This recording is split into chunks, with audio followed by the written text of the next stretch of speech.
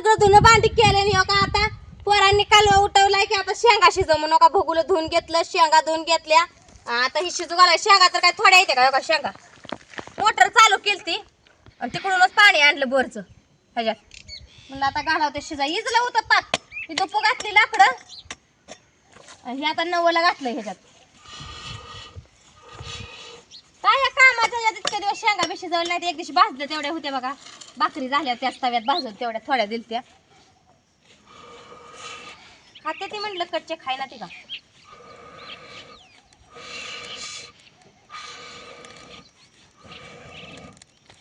हे पहिलं जुनं पातेल आमचं आहे बघा. आंघोळीला आम्ही ह्यात पाणी तापवायचं. एक पातेल एवढं कडक उकळून तापवलं का बादलीभर पाणी व्हायचं. मोठी बादली अशी तेवढं बादलीभर पाणी व्हायचं. आत्या होत्या तेव्हा हे पातेल होतं आमचं आंघोळीचं. ह्याला ठेवते आता ह्याच्यावर बसलं तर इटा हाल कुठं काय हो करतं ह्याच्यात. लागलाय जाळ आता.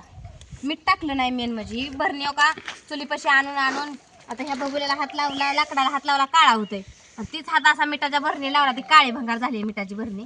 म्हणून हे आता यातलं मोठं मीठ आहे बरं का. पण ही बारकं संपून घासायची भरणी म्हणून शाना सगळं मीठ टाकायला लागले मी.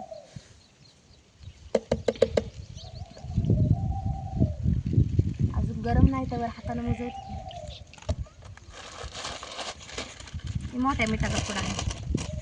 हे बी ह्यांनी झाडाला घालाय मीठ आणलं होतं त्यातलाच पुडा दिसला घरात. म्हणलं मोठा मीठच टाकते ती बरं का ह्याला. पण तसं शक्यतो भाजीला ह्याला मोठं मीठच टाकते ती.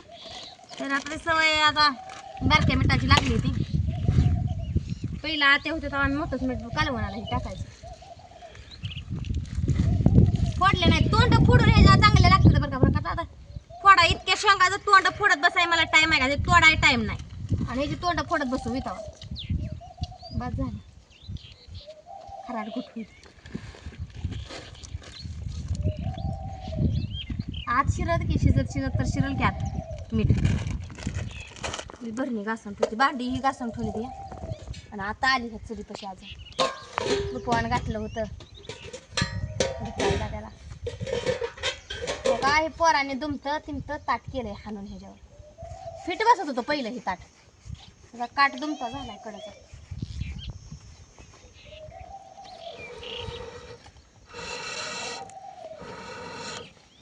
कसं लागलाय जाळ. बघुल्याला खाली असल्यामुळे दिसत नाही एवढं. घालते की शेंगा शिजायला.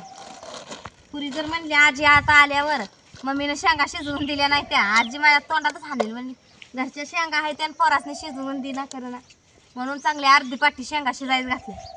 कालच्या शेंगा होत्या वाल्या धुवून घेतल्या खळा खळा 2-4 पाण्यानं घातल्या शिजायला. आता ह्याला दमानं शिजू द्यायचं.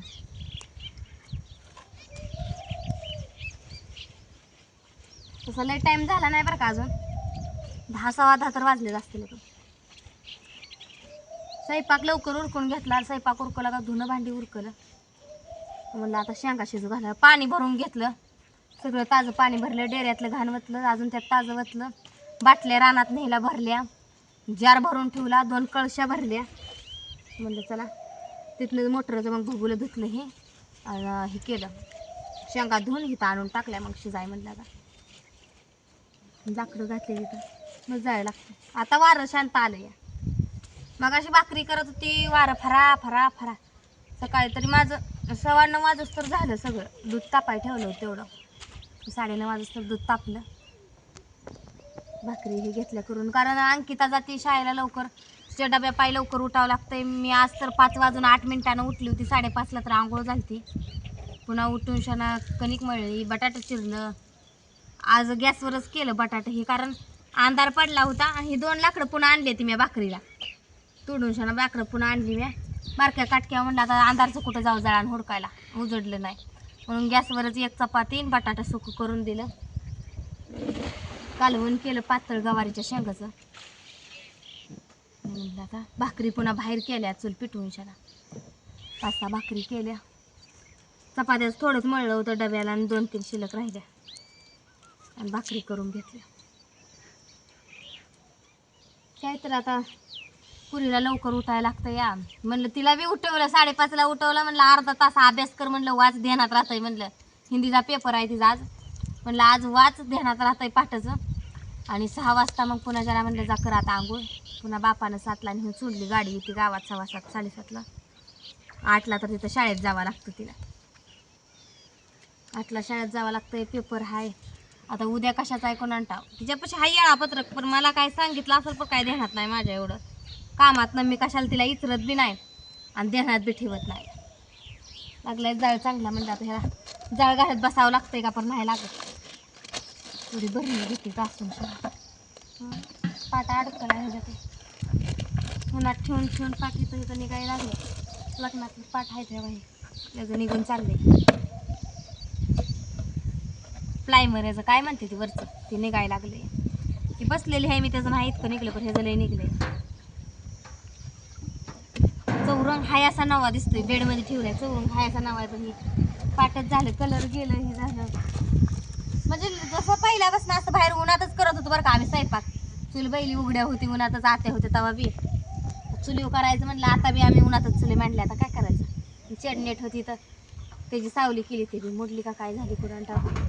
आता नेऊन टाकले तिकडे ते ह्याच्यात काय ते शेंगाच्या रानात सावली केली ती. आता ती हाय म्हणून उन्हाचं बरं वाटतंय, नाहीतर उन्हाचं रकात असल्या शेंगा तोडायचं उन्हात बसून काय सुखाच आहे बी. ऊन लागतंय मुलकाचं चपा चपा चपा, लय उन्हाचा रस पडलाय. नको नको वाटतंय उन्हानं. थंडीचं दिवस बरं आपलं पांघरून घेऊन बसायचं. पावसाचं बी वांदा आहे. पावसात घरातनं बाहेर पडा येत नाही, भिजतं या काय, भिजलं का आजारी पडतंय. बाहेर चुली पेटवा येत नाही त्या पावसाळ्याच्या. पावसाचं बी अवघड आहे आणि उन्हाचं बी अवघड आहे. थंडीचं दिवस चांगलं बघा, मला तर हिवाळा ऋतू लय आवडतो. थंडीच आपलं बरं आहे. थंडीच्या दिवसात बी दिवसभर ऊन तावतं संध्याकाळी गार लागतं. त्याच्यामुळं अंग फुटतं, असं उलून जातं अंग. थंडीच्या दिवसात त्याला तर काय म्हणायचं, थंड पडती, फपुटं उडतं भराभरा आणि फपुटं असतंयच.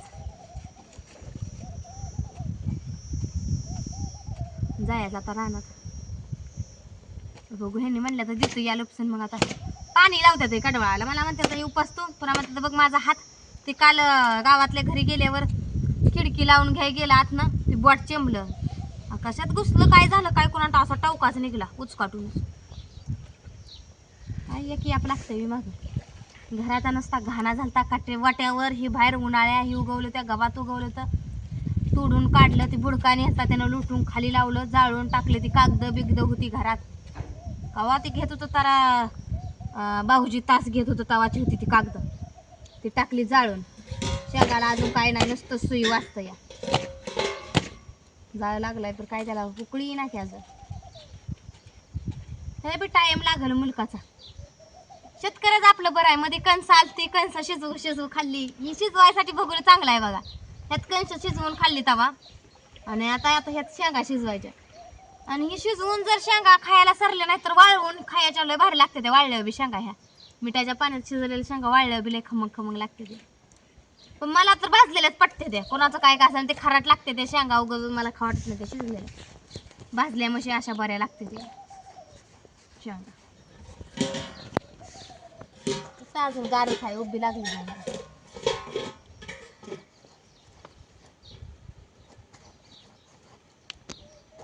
जाईल म्हणलं आता झालंय माझं सगळं काम. ह्यानी जर येतेला पाणी लावून खाली जाळ ढकल त्याला येत जात. ह्यानी मी तिकडं भिजवाय गेलं, तिकडंच मी बसली इथं शिजवती शेंगा मगच जाते आता या लुपसाय.